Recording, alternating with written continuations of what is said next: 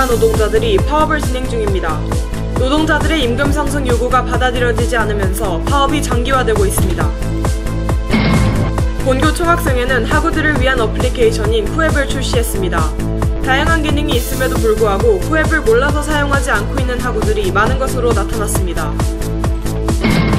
성소수자 동아리의 현수막이 훼손된 사건에 대한 학우들의 의견이 대립하고 있습니다. 사건의 진상규명도 증거불충분으로 난항을 겪고 있습니다.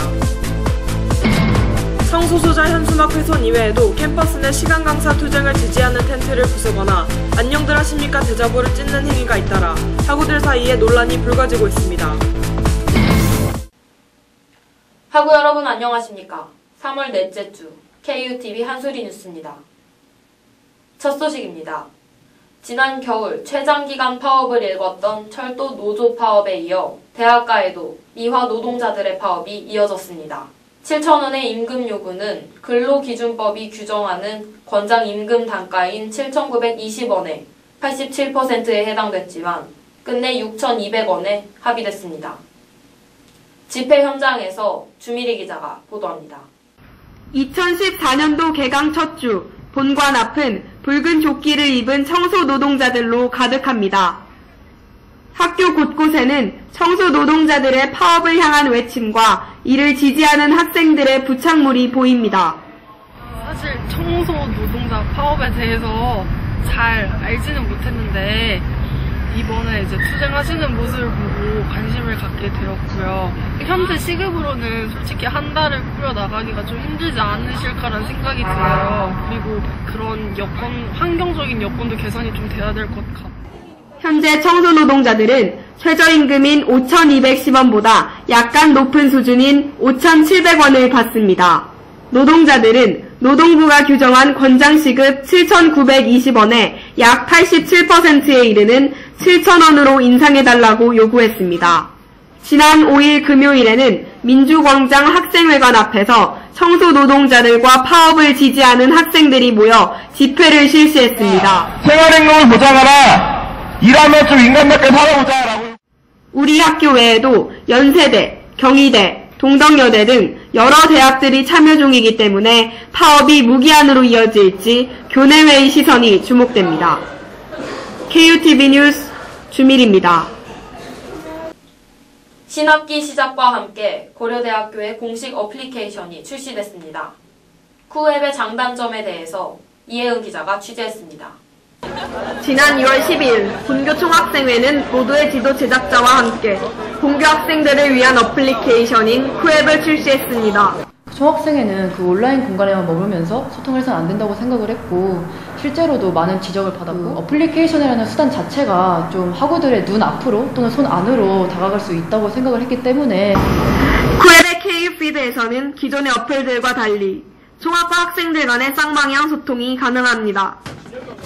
모바일로 EK와 시간표를 확인하기 위해서는 포탈에 로그인해야 했으나 쿠앱을 이용하면 보다 손쉽게 접속할 수 있습니다. 이외에도 쿠앱은 과반 토크, 오늘의 식단, 열람실 현황 확인 등의 기능을 제공합니다. 예전에는 일일이 EKU에 들어가서 확인을 했어야 했는데요. 이번에는 핸드폰으로 그냥 바로바로 그때그때 강의 자료나 강의 공지사항들을 확인할 수 있어서 하지만 제가 시간표가 바뀌었음에도 불구하고 이것이 제대로 반영이 되지 않아서 쿠앱을 사용한다고 응답한 학생은 31.25%, 쿠앱을 사용하지 않는다고 응답한 학생은 68.75%였습니다. 쿠앱을 사용하지 않는 이유로는 몰라서가 약 59.09%로 가장 많으나 이 중 87.18%가 앞으로 사용할 의사를 보였습니다. 지원하지 않는 기기를 사용 중이라고 응답한 학생은 모두 사용할 의사를 보였습니다. 총학은 지속적으로 쿠앱을 업데이트하고 관리하겠다고 밝혔습니다. 학우들의 편리한 학교 생활을 위해 개발된 쿠앱, 보다 적극적인 홍보가 필요한 시점입니다. KUTV 뉴스 이혜은입니다. 입학을 환영하고 선배들의 졸업을 축하하는 마음은 모두가 다 같을 것입니다. 교내 많은 동아리들이 현수막을 통해 이런 마음을 보여줬는데요. 그러나 교내 성소수자 동아리의 현수막이 훼손되면서 그들의 권리마저 침해되고 있습니다. 윤성현 기자가 취재했습니다. 본교 학생회관에는 성소수자 동아리 사람과 사람이 내건 현수막이 걸려 있습니다. 하지만 이 현수막은 지난 23일 오후에서 24일 오전 사이에 훼손됐습니다. 본교의 일반대학원 27대 서로이음 총학생회는 6일 사건에 대응하고자 발언 및 항의 퍼포먼스를 열었습니다. 이번 사건을 겪으면서 어떤 성소수자를 혐오하는 사람들이 학교 내에 있다는 것을 다시 확인해서 조금 좌절감을 느끼기도 했지만, 그만큼 많은 분들이 연대를 해주시고 이런 식의 폭력적인 의사 표현은 막아야 된다는 거에 많은 분들이 공감을 해주셔서. 한편 사람과 사람의 현수막 훼손 사건에 대해 학우들의 의견이 대립하고 있습니다.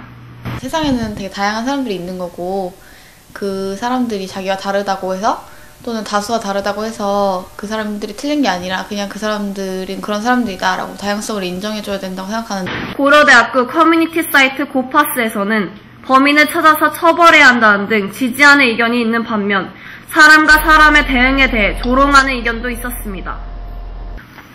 외부 사이트에서도 현수막 훼손 사건에 대해서 의견이 분분했습니다.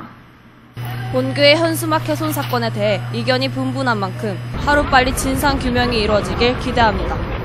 KUTV 뉴스 윤성현입니다. 사람과 사람 현수막 훼손 이외에도 지난해부터 교내에서 시간 강사 농성 텐트와 대자보 훼손 등의 테러 행위가 계속해서 일어나고 있습니다.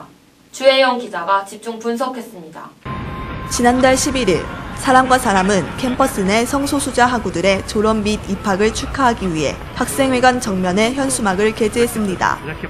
그러나 24일 오후 4시경 동아리 측은 현수막의 줄이 날카로운 물건으로 잘려져 사라진 흔적을 발견했습니다.